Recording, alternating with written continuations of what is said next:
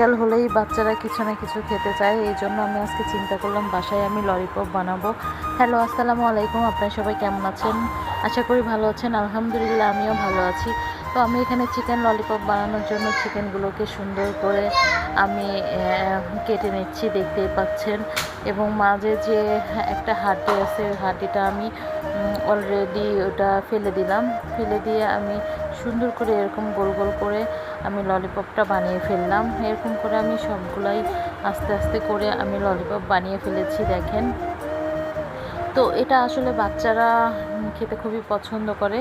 এবং আমি এটার মধ্যে যা যা দিয়েছি, একে একে একটু চিনি দিয়েছি, ধনিয়ার গুঁড়া, গোলমরিচের গুঁড়া এবং জিরার গুঁড়া, একটু লঙ্কা, সব কিছু দিয়ে, আদা রসুন দিয়ে, এবং লাস্টে হচ্ছে আমি একটু সয়া সস, বিস্কুটের গুঁড়া, একটা ডিম, এগুলো দিয়ে সুন্দর করে আমি এটা মাখিয়ে নিলাম। আর এই যে এগুলো দেখতে পাচ্ছেন, এগুলো কিন্তু আমি ফেলে দেবো না, এগুলোও আমি ভেজে ফেলবো। তো আগে হচ্ছে আমি ললিপপগুলো সুন্দর করে প্রসেসিং করে দিয়ে দিলাম। এবং ললিপপগুলো এটা আমি এটা কিন্তু জোর মানে অনেক আঁচে দেওয়া যাবে না, হালকা ডিম আছে, এটা ভাজতে হবে। এবং এটা ভাজার পরে আমি হচ্ছে এগুলা উঠিয়ে নিলাম। এবং দেখেন এগুলার কালারটা কত সুন্দর আসছে। আর এটা যে কোনো বাচ্চারাই খেতে খুবই পছন্দ করে।